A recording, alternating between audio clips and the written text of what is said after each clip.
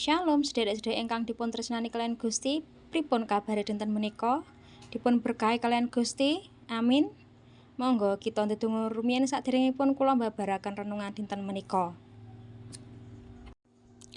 Gusti Yesus ingkang Maha Asih lan Maha Suci, kawula ngaturaken agunging panuwun dumateng ngarsa dalem, awit saking sih rahmat lan kanugrahan ingkang Gusti paringaken.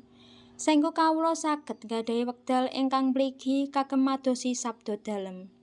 Duh Gusti, kawula nyuwun pepadang saking Sang Roh Suci, supados Gusti kersa mbikak manah lan pikiran kawula. Mugi-mugi lumantar renungan menika kawula saged mangertos menapa ingkang dados kersa dalem lan dados pepadang gesang kawula. Kawula pasrahaken wekdal menika namung wonten ing asma Gusti Yesus Kristus kula ndedonga. Amin.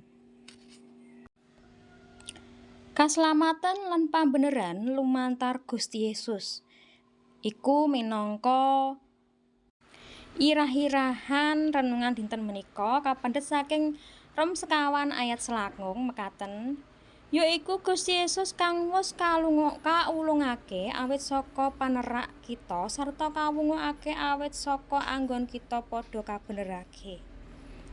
Para sedulur ingkang dipun tresnani dening Gusti Yesus, Serat Rom sekawan ayat selangkung punika ngemot kalih prastawa ageng ingkang dados dasar kapitayan iman kita minangka tiyang Kristen inggih punika seda lan wungunipun Gusti Yesus Rasul Paulus kanthi cetha ngetingalaken bilih sedaya ingkang dipun lampahi dening Gusti Yesus punika boten wonten ingkang kagem dirinipun piyambak, nanging sedaya kagem kapentingan lan kaslametan kita umat manungsa ingkang kaping sepisan dipun pasrahaken amargi panerak kita.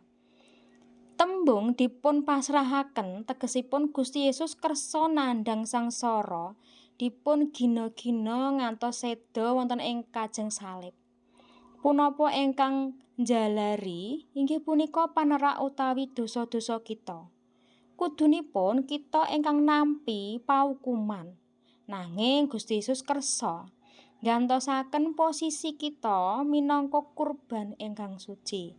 Sedanipun Gusti Yesus ngresiki kita saking rupa-rupaning dosa. Ingkang kaping kalih kawunguaken amarga pambeneraken kita. Sedanipun Gusti Yesus boten mungkasi sedayanipun menawi panjenengane namung seda lan boten wungu. Kapitayan kita badhe mupra, nanging amargi Gusti Yesus wungu saking antawisipun tiyang pejah, ing dinten kaping ketiga prastawa wungu punika dados bukti bilih pangawasaning dosa lan pati sampun dikalahake. Lumantar wungunipun Gusti Yesus, Allah nampi kurban kasebut lan mratelakake bilih kita ingkang pitados punika sampun dipun beneraken utawi kaanggep boten dadi wong salah meneh ing ngarsanipun Gusti. Aplikasi kagem padintenan kita, lumantar renungan punika kita dipun engetaken supados boten gesang wonten ing raos ajrih utawi rumaos ketungkul dening dosa utawi masa lalu. Gusti Allah sampun bebasaken kita pramila sumangga kita mangsuli sih rahmat ingkang gesang ageng punika kanthi gesang ingkang nengenaken kasucian, setya ngabekti lan tansah dados seksi kabecikanipun Gusti ing pundi wae kita mapan. Monggo kita ndedonga. Duh Gusti Yesus Kristus, kawula saos syukur awit paduka sampun kersa dipun pasrahaken karna dosa-dosa kawula lan sampun wungu kagem beneraken gesang kawula. Tulung kawula supados saged gesang dadi manungsa anyar ingkang mituhu dhateng kersa paduka. Amin. Mugi-mugi renungan saking Serat Rom sekawan ayat selangkung punika saged nambahi kasantosan iman lan dados berkah kagem panjenengan lan sedherek-sedherek ingkang mirengaken renungan menika.